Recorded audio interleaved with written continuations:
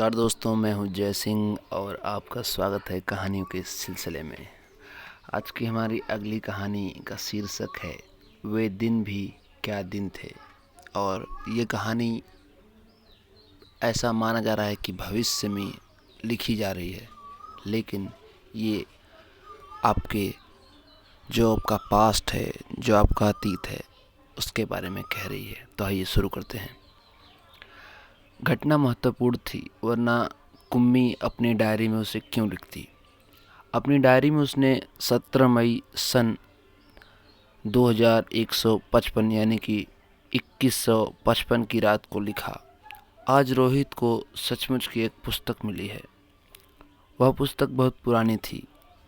कुम्मी के दादा ने बताया कि जब वे बहुत छोटे थे तब उनके दादा ने कहा था कि उनके ज़माने में सारी कहानियाँ कागज़ पर छपती थी और पढ़ी जाती थी।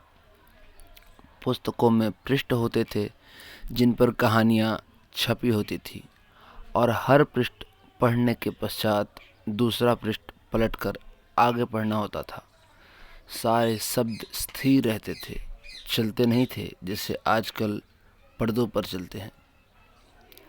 रोहित ने कहा, कितनी पुस्तकें बेकार जाती होंगी, एक बार पढ़ी और फिर बेकार हो गई। अब तो हमारे टेलीविज़न के पर्दे पर न जाने कितनी पुस्तकों का सामग्री आ जाती है और फिर भी यह पुस्तक नई की नई रहती है। कुम्मी ने भी रोहित की हाँ में हाँ मिलाई। फिर पूछा, तुम्हें वह पुस्तक कहाँ मिली? रोहित ने बताया, अपने घर में एक पुराना डिब्बा कहीं दबा पड़ा था, उसी को फेंक रहे थे कि उसमें से यह पुस्तक मिली। इसमें क्या लिखा है? स्कूल के बारे में लिखा है। स्कूल? कुम्मी ने प्रश्न किया। उस विषय में लिखने को है ही क्या? हर विद्यार्थी के घर पर एक मशीन होती है जिसमें टेलीविज़न की तरह एक पर्दा होता है और रोज़ नियमित रूप से उसके सामने बैठकर हमें वह सब याद करना होता है जो वह मशीन हमें बताती है। सारा गृह कार्य करके दूसरे दिन उसी मशीन में डाल देना होता है। हमारी गलतियाँ बताकर फिर वह हमें समझाती है। एक विषय पूरा होने पर वही मशीन हमारी परीक्षा लेकर हमें आगे पढ़ना आरंभ कर देती है। कहते कहते कुम्मी थक गई थी। अंत में बोली, कितना उबाऊ होता है यह सारा स्कूल का काम। रोहित मुस्कुराते हुए उसकी बातें सुन रहा था। अरे बुद्धू, जैसे स्कूल का वर्णन इस पुस्तक में है ना, वह इससे भिन्न होता था। इसमें तो उन स्कूलों के बारे में लिखा है जो सदियों पहले होते थे। कुम्मी के मन में कुछ उत्सुकता जगी। बोली, फिर भी उनके यहाँ मशीन के बने अध्यापक तो होते ही होंगे। कुम्मी को याद आया कि एक बार जब उसने भूगोल में रोज़ वही गलतियाँ होने लगी थी तो उसकी माँ ने मोहल्ले के अध्यक्ष को बताया और तब एक आदमी आया और उसने उस मशीन के पुर्जे पुर्जे अलग कर दिए और उसने मन ही मन यह मनाया था कि आदमी इस बोर करने वाले अध्यापक को पुनः जोड़ न पाए तो उसे हमेशा के लिए छुट्टी मिल जाए। लेकिन उस आदमी ने मशीन को फिर से जोड़कर उसकी माँ को बताया था। लगता है मशीन की भूगोल की चक्की कुछ तेज़ रफ्तार पर थी, सो आपकी लड़की के लिए उसे समझना कठिन हो गया था। मैंने अब उसकी गति कुछ धीमी कर दी है, सो आशा है अब ठीक रहेगा। और कुम्मी उसी समय भूगोल का सबक सीखने बैठ जाना पड़ा। मन ही मन वह मशीनी अध्यापक को कोसती रही थी। हाँ, मन ही मन वो अध्यापक को कोसती रही थी। तभी रोहित ने कुम्मी के सोचने के सिलसिले को तोड़ा।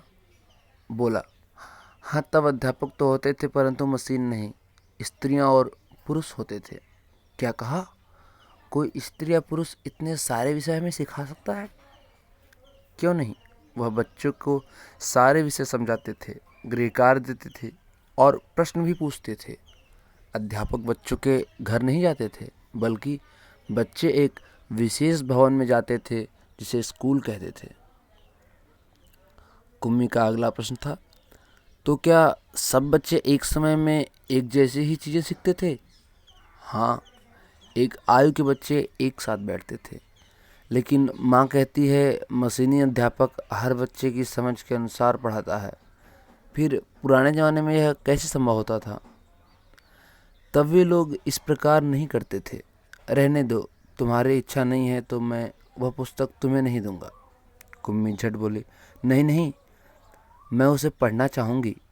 कि तब स्कूल कैसे होते थे, कितनी अजीब अजीब बातें जानने को मिलेंगी। इतने में अंदर से माँ की आवाज़ सुनकर कुम्मी बोली, लगता है सबक का समय हो गया है। रोहित भी उठा और अपने घर की ओर चला गया। कुम्मी अपने घर की ओर चली गई। अंदर मशीन आगे का सबक देने को तैयार थी। मशीन से आवाज़ आनी आरंभ हो गई, आज सबसे पहले तुम्हें गणित सीखना है, कल का होमवर्क छेद में डालो। कुम्मी ने वैसा ही किया। वह सोच रही थी कितने अच्छे होते होंगे वे पुराने स्कूल, जहाँ एक ही आयु के सारे बच्चे हंसते खेलते कूदते स्कूल जाते होंगे और पढ़ाने वाले पुरुष और स्त्रियां होते होंगे। इतने में मशीन के से स्वर आना आरंभ हो गया था और पर्दे पर चलते हुए अक्षर एवं अंक आने शुरू हो गए थे। और कुम्मी सोच रही थी कि तब स्कूल जाने में कितना आनंद आता होगा, कितने खुश होते होंगे सारे बच्चे। आइजक असीमोव। आशा करता हूँ आपको ये कहानी पसंद आएगी और आप ज़रा खुद से इस बात को विचार कीजिए और इमेजिन करने का प्रयास करिए कि आपका ही भविष्य में आपकी 4 5 6 अगली पीढ़ियाँ जो होंगी वो शायद कुछ इसी तरह से हमारे आपके बारे में विचार कर रही होंगी, बातें कर रही होंगी। मिलेंगे फिर अगली कहानी में नए रोमांच और नई यादों के साथ। तब तक के लिए नमस्कार। जय हिंद, जय भारत।